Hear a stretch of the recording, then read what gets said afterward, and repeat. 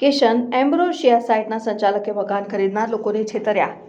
વડોદરાના ગોત્રી વિસ્તારમાં આવેલ રહેણાંક યોજના કિશન એમ્બ્રોશિયા હાલમાં ચર્ચાનો વિષય બની છે, કારણ કે આ સાઇટના સંચાલકે 20થી વધુ લોકોએ સાથે મોટા પાયે છેતરપિંડી આચરી છે। બનાવ માત્ર કાયદાકીય નહીં પણ નૈતિક દ્રષ્ટિએ પણ અત્યંત ગંભીર છે, જે સામાન્ય નાગરિકના વિશ્વાસને ઝૂમીને મૂકે છે।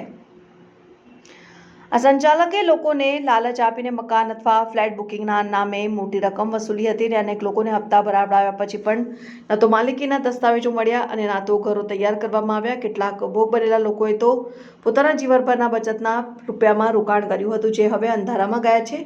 આ ઘટનાએ ચેતવણી રૂપ છે કે રિયલ એસ્ટેટ ક્ષેત્રે રોકાણ કરતા પહેલા દરેક નાગરિકે પૂરતી ચકાસણી કરવી જોઈએ। બિલ્ડરની ભૂમિકા, કાનૂની દસ્તાવેજો, પરવાનગીઓ અને પહેલાની પ્રોજેક્ટ્સનો ઇતિહાસ બારીકાઈથી તપાસવો જોઈએ।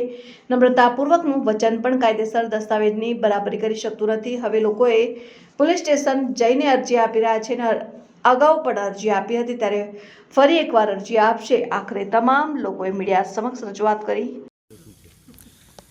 આજે અમે લોકો જે ભેગા થયા છે તેની અંદર અમારી રજૂઆત એ છે કે આપણે જે ગોત્રી વિસ્તારમાં ગાયત્રી સ્કૂલની પાસે કિશન એમ્બ્રોશિયા કરીને સાઇડ આવેલી છે, એ સાઇડની અંદર બિલ્ડરે જે તે સમયે બેંક ઓફ બરોડા જોડેથી પ્રોજેક્ટ લોન 16 કરોડ રૂપિયાની લીધેલી અને એ 16 કરોડની લોનની અંદર બેંકે 13 કરોડની આસપાસ ધિરાણ કરી દીધેલું છે।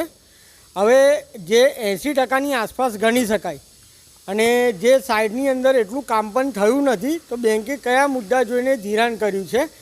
હાલમાં બિલ્ડર કોઈ પણ હપ્તા ભરી રહ્યા નથી। અમારા ફ્લેટો બેંક ઓફ બરોડાએ સીલ કર્યા છે। બેંક ઓફ બરોડાએ જે મારા બાણાકતના લખાણ છે, સબ રજિસ્ટરના લખાણ મુજબ જે લખાણ આપેલું છે કે અમારી તારીખે ખરીદ્યા બાદ કોઈપણ બેંક એ ફ્લેટ ઉપર ગીરો રાખી નહીં શકે કે કોઈપણ બેંક એના ગીરો હક લઈ નહીં શકે।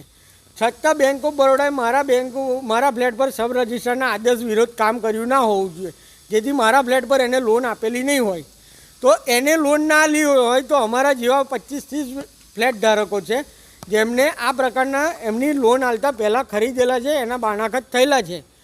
તો બેંક ઓફ બરોડાએ અમારા ફ્લેટ પર લોન નહીં આલી તો અમારા હકોથી અમને વંચિત શું કરવા કરી રહી છે, કઈ રીતે કરી રહી છે અને કઈ રીતે સરકારને રજૂઆત કરીને એ અમારા હક લઈ રહી છે। અમને બેંક ઓફ બરોડાના આ ખોટા લાગતા કૃત્યમાંથી રક્ષા અપાવવા માટે વિનંતી। આમાં જવાબદાર કોણ છે? જે તમને જે લોન માટે કર્યું છે, જવાબદાર વ્યક્તિ કોણ છે? બિલ્ડર છે કે બેંક? બિલ્ડરે બેંક ઓફ બરોડા જોડેથી પ્રોજેક્ટ લોન લીધી, પણ બિલ્ડર તો આજે કોઈ પણ જગ્યાએ ગમે તે વસ્તુનું લોનની માંગણી કરે, પણ જ્યારે બેંક લોન ધિરાણ કરતી હોય ત્યારે એને કાગળિયાર, સર્ચ રિપોર્ટ, ટાઇટલ ક્લિયરન્સ, દરેક પ્રકારની સરકારી પ્રોસેસ હોય છે। તો એને એની અંદર જે વેચાણ થયેલા યુનિટ પર એ ધિરાણ કરી નથી શકતા। આજે બિલ્ડર જો લોન નથી ભરતા, જે ફ્લેટ ઉપર બેંકે ધિરાણ નથી કરેલું એ ફ્લેટને બેંક જે હક કરીને અંદર આવતા અને આજે ખંડે જેવી પરિસ્થિતિ અમારી કરી છે। અમારી રેરા કોર્ટમાં દરેક જગ્યાએ અમારી રજૂઆતો પહોંચેલી છે, કેસ રેરા કોર્ટમાં ચાલે છે। તો જેના કાગળ પર પુરાવા હોય એને સમય કમ લાગે છે। આજે ખંડે થઈ ગયા પછી આ ફ્લેટ અમને સારા કરીને કોણ આલશે? આની રજૂઆત તમે ક્યાં કરી? રેરા કોર્ટમાં કરેલી સાહેબ। અને કાલે જે આપણા ગૃહમંત્રી આવ્યા એમને પણ રજૂઆત કરવા ગયા હતા? ના સાહેબ, અમે ગૃહમંત્રી આવેલા, હું ભાજપના કાર્યકર હોવાના નાતે હાજર હતો અને એ દરમિયાન અધિકારીશ્રીએ એવું પૂછવામાં આવેલું કે તમે રજૂઆત કરવા આવ્યા છે? મેં કહ્યું ના, અમે અહીં આગળ આવ્યા છે ને એ પ્રકારનું જો તમે કોઈ પરમિશન કે કોઈ તમે એવું કહેતા હોય કે રજૂઆત કરી શકાય છે તો અમે કરીશું, બાકી કાયદાનો કોઈ ભંગ નહીં કરીએ। પણ એમને એવું લાગ્યું કે નથી યોગ્ય, તો એમના રીતે એમને યોગ્ય પગલાં લીધેલા, જેનો અમને કોઈ પણ પ્રકારનો વાંધો નથી।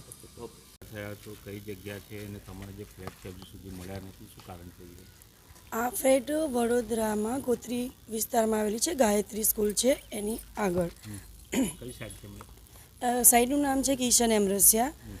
જે હું મારી જ વાત કરું તો મેં 2020માં મકાન બુક કરાવ્યું હતું અને 2022-23માં તમને પોઝિશન આપી દઈશું એવું કીધું હતું। અત્યાર સુધી તમે અત્યારે જોઈ જ રહ્યા છો કે કંઈ જ કન્સ્ટ્રક્શન કશું જ નથી, એમ એક ખંડેર જેવી પડી રહી છે સાઈડ, અને એમાં અત્યારે બેંક આવી ગઈ છે। બિલ્ડર અને બેંક બંને ભેગા થઈને શું ષડયંત્ર રચ્યું અમને કાંઈ પબ્લિકને, આમ પબ્લિકને કાંઈ ખબર ના હોય, પણ હવે અત્યારે બેંક હક કરીને આવી ગઈ છે અને એવું કહે છે કે અહીંયા સીલ મારી દીધું છે બધાના ઘરને। અને અમારો કોઈ જ હક નથી એવું કહી રહી છે. તમને લાગે છે બેંકને બિલ્ડર જે મિલી વખતે તો તમારા લોકોને ફ્લેટોથી વંચિત થયો છે?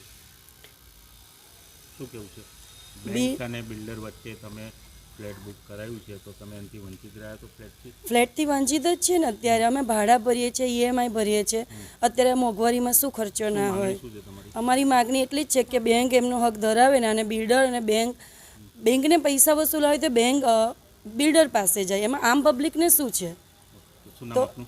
તેજલ પટેલ. ઓકે.